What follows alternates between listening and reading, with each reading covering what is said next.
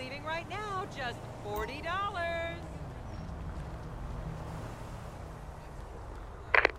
Bienvenue à bord de la meilleure visite guidée de la ville de Los Santos, la capitale du vol de véhicules avec violence, des agressions à main armée et des mauvais larrons de tout poil. Durant notre visite, nous allons passer par quelques-uns des lieux incontournables de la ville qui vous rappelleront peut-être une autre grande agglomération des États-Unis, Los Angeles. Cette grande ville a été inaugurée en l'an 1750.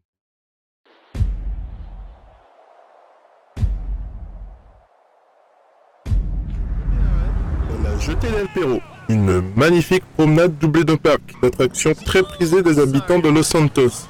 Chaque jour, des centaines de touristes et de locaux viennent s'y relaxer en s'adonnant à la pêche à la ligne ou méditer sur des questions éminemment philosophiques tout en profitant d'une vue imprenable sur l'océan Pacifique.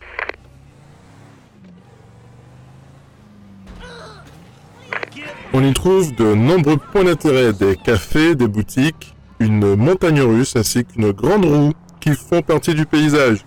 N'oublions pas le célèbre carrousel datant des années 20, reconstruit en 1990 à l'intérieur de ce bâtiment, là, à notre gauche. J'y pense, juste en face de la station de police, vous trouverez un excellent restaurant que je vous recommande chaudement. Mais continuons la visite et dirigeons-nous vers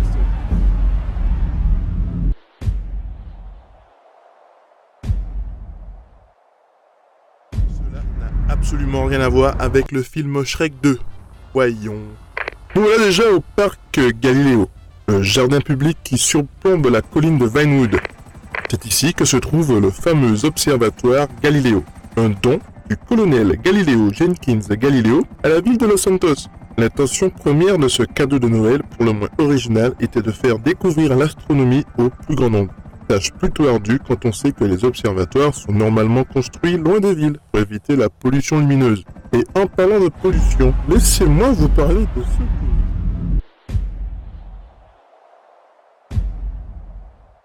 Et voilà pourquoi un crocodile battra toujours un lion, même les yeux bandés. Et voilà notre troisième arrêt. Bienvenue dans le comté de Blaine, une bourgade pittoresque située en périphérie de Los Santos. Sur votre droite, vous pourrez admirer la célèbre montagne du Salut, une installation artistique mise en place par un habitant du coin qui avait visiblement un peu trop de temps libre. Un bel exemple de ce que l'on peut faire avec quelques litres de peinture.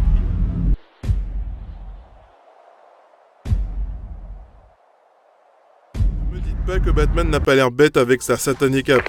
Bon, nous sommes maintenant en face de l'hôtel de ville de Los Santos. Un monument historique qui date de 1928. Avec ses 32 étages, il s'élève à 138 mètres au-dessus du niveau de la mer. Détail amusant, c'est le plus haut bâtiment du monde à être équipé d'une isolation sismique. Cette merveille d'architecture supporterait un séisme de magnitude 8 ou une attaque de Godzilla sans problème. Le maire de Los Santos a d'ailleurs son bureau dans la salle 300, une pièce qui est devenue célèbre en 1955 quand Elvis Presley et Marilyn Monroe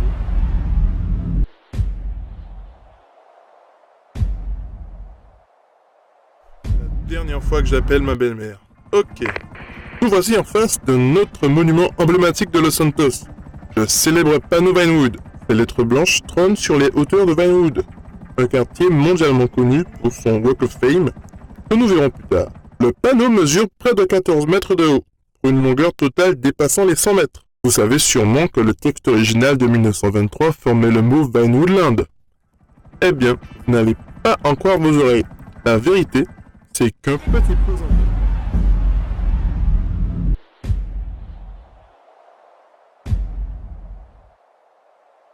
Je me retourne et je lui dis « Parce qu'il est à 600 mètres !» Vous avez compris? Non? Bref, désolé.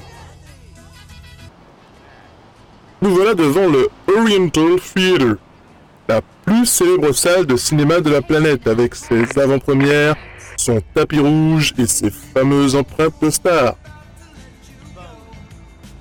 Chaque année, le gratin de Vinewood s'y retrouve pour redonner un peu de glamour au boulevard, une artère qui, selon moi, aurait bien besoin d'un ravalement de façade.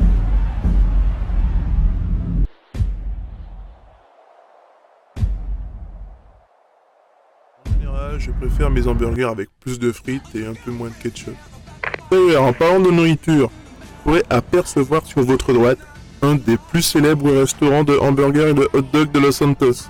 Le propriétaire a construit ce restaurant en 1975 à l'intérieur d'un vieux wagon de la compagnie Pacific Railroad. Et si un jour les clients viennent à manquer, il n'aura qu'à faire rouler son fast-food ailleurs. Tout simplement, génial. Un peu comme ce...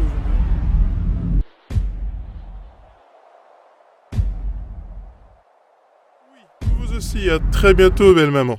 Regardez vite. Voilà une des attractions les plus étranges de Los Santos, un tyrannosaure rose qui mange un hot dog. Ce n'est pas un monument historique à proprement parler, mais il faut avouer qu'il a son charme, surtout si on tient compte du locataire qui osait.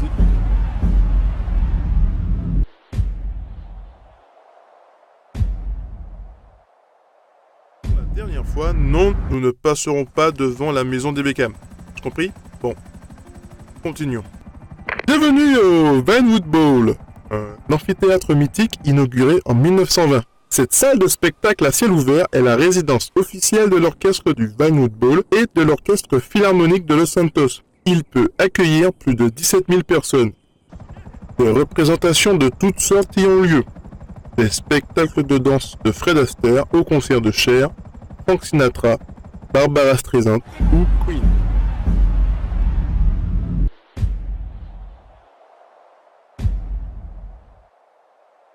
Voilà, nous arrivons déjà au terminus.